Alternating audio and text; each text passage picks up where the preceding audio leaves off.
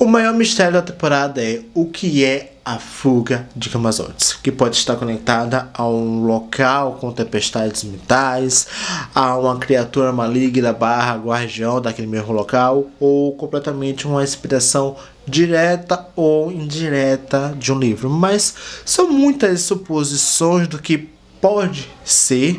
e com base nas minhas leituras de Dragons e Dragons, é muito importante eu falar que é uma leitura de Dragons e Dragons porque é a força motriz que carrega Stranger Things. Eu montei uma teoria que, se vocês ficarem até o final, vocês vão querer vigorosamente que boa parte dela esteja na série. E sem mais delongas, vamos ao que interessa, porque tem muita coisa. Mas antes de começar, a gente precisa entender um pouquinho das origens desse nome, né? E o seu simbolismo que ele carrega, tanto em uma determinada cultura, quanto numa possível expressão direta ou indireta dos livros. E aqui ele tem vários significados bem interessantes.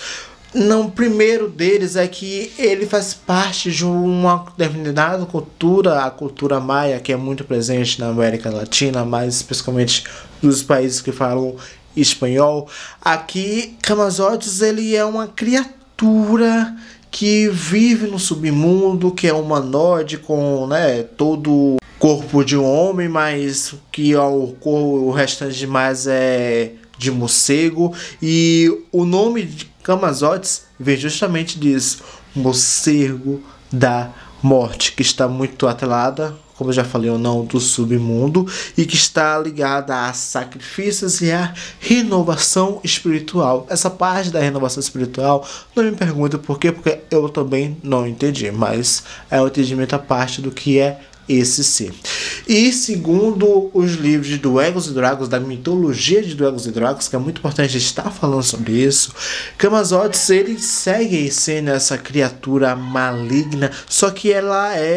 comanda uma horda gigantesca de morcegos, né? E aqui a gente, na temporada anterior, a gente já viu essa horda de morcegos, mas a gente não tem muita certeza se é diretamente ou indiretamente comandada pelo Vecna barra Devorador de Mentes, ou se é algo ali dando pistas de que há possivelmente uma existência desse ser. Não é nada confirmado, mas depois de muitas coisas a gente tem quase certeza que é de um local, mas eu ainda vou chegar que local é esse. E terceiro, a gente tem que Camazotz vem direto ou indiretamente inspirado de um livro da autora, da escritora, né, Madeleine L'Engle, que é Uma Dobra no Tempo. E no livro, Camazotz, ele é um cérebro gigante vivo, né, que comanda um planeta no qual ele supre todo o livre-arbítrio daqueles habitantes, fazendo eles entrarem num ciclo vicioso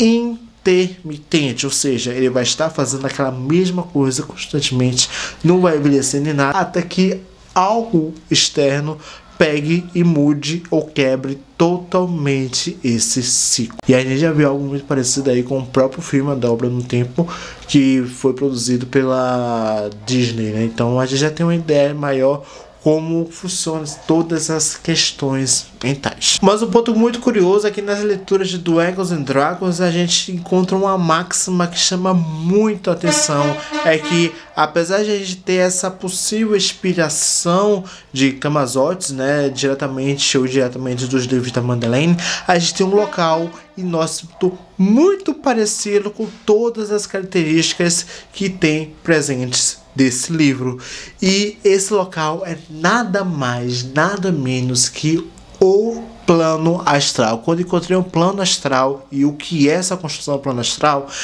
eu falei, é a base da minha teoria e vocês vão se surpreender muito. Mas o que é esse plano astral? O plano astral era um grande mar prateado, tanto acima quanto abaixo, com mechas rodopiantes com estrias brancas e cinzas, aí com vira e mexe pontos de luzes batendo naquele local, em numa vasta extensão do vazio, envolto aí com grandes rochas flutuantes que giram dentro do seu próprio eixo, nesse contínuo espaço-tempo, em um ciclo eterno. eterno. E é aqui onde algumas almas que não fizeram a passagem vagam perdidas em um ciclo de dor e tormenta até aceitarem o seu destino e decidirem qual rumo a sua alma vai seguir depois de um certo período de tempo, ou não, ou até algo maior decida isso por ela. E é aqui onde a minha teoria mora. Porque o destino da alma da Max era filactéria. Eu já cheguei a falar no meu vídeo anterior, depois vocês vão buscar para entender melhor sobre o que é uma filactéria, se tornando aí uma parte muito gritante dentro de uma consciência coletiva barra viva que alimenta e energiza o corpo e a alma do Vecna barra devorador de mente, que faz ele ficar cada vez mais forte, conseguindo suportar aí um pouco mais de tempo maior no nosso mundo normal barra material que já vimos nos trailers. E que isso só não foi possível porque a Elvia jogou a alma da Max para um local que está além dos limites físicos e mentais do Vecna barra devorador de mentes. E é muito interessante porque o plano astral ele funciona por conta própria, suas próprias regras. E dentro dessas regras eles impossibilitam que a nossa personagem, a Elvia, rastreie essa alma e também do Vecna barra devorador de mentes capture essa alma que ele considera sua, por justamente isso é um limiar entre os mundos povoados totalmente por almas perdidas, o que dificulta de qualquer ser vivo penetre esse local para qualquer objetivo que seja, o que acaba tornando a jornada da Max puramente solitária, uma jornada da qual ela está nas mãos delas, voltar para o seu corpo, controlar suas ações e tudo mais, ou seja, de alguma forma os produtores, os Duffers, os roteiristas vão fazer essa jornada dela ser solitária, para justamente validar todo esse tempo sozinha e o porquê que ela é tão importante em toda essa construção complexa da qual se tornou Stranger Things e essa última temporada. E não vai ser nada fácil da personagem sair de lá, porque se de um lado o Vecna barra devorador de mentes, né, praticamente tirava a alma das suas vítimas, mas a força, aqui o buraco no plano astral é bem mais baixo e bem agiloso, porque para manter as almas presas lá dentro, ele em tempos e tempos, ou como a linguagem de Dungeons & Dragons, que é rodada após rodadas, ele lança hoje um tipo de tempestade que é conhecida nos livros como ventos psíquicos, que não afeta não só o corpo, mas o seu foco maior é o mental, que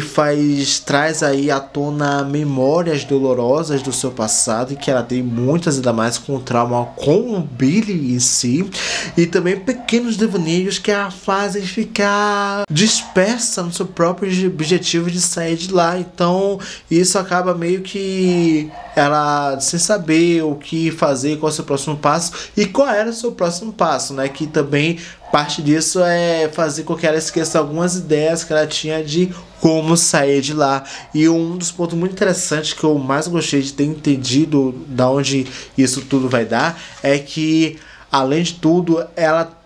esse evento psíquico ele também traz um medo subconsciente, que é aquele medo paralisante. Para quem é muito ansioso entende muito bem onde eu quero chegar, que é onde a gente fica parado sem saber o que fazer, querendo tomar 1000 decisões e não saber qual passo seguinte vai dar. Então esse evento psíquico, apesar de ser um pouco tempo, ele toma umas proporções muito, sabe, fortes no personagem, que a fazem acabar entrando em um ciclo vicioso até que algo externo mude isso. Essa mudança externa, ela existe e ela vem do seu próprio corpo, que na medida que ela vai se recuperando, isso acaba ajudando ela a criar uma resistência lá dentro desse plano, conseguindo se adaptar a essas rajadas psíquicas, se fortalecendo aí com as boas memórias dos seus amigos, com bons momentos com seus amigos, com os elos que ela tem com esses personagens e também desse amor que ela sente pelo Lucas, né, que a motiva constantemente a lutar, ou seja, na medida que o Lucas vai falando as coisas, isso acaba indiretamente influenciando ela lá dentro, né, criando mais força, tornando ela mais poderosa ainda do que ela já é fora e agora ainda mais dentro desse plano,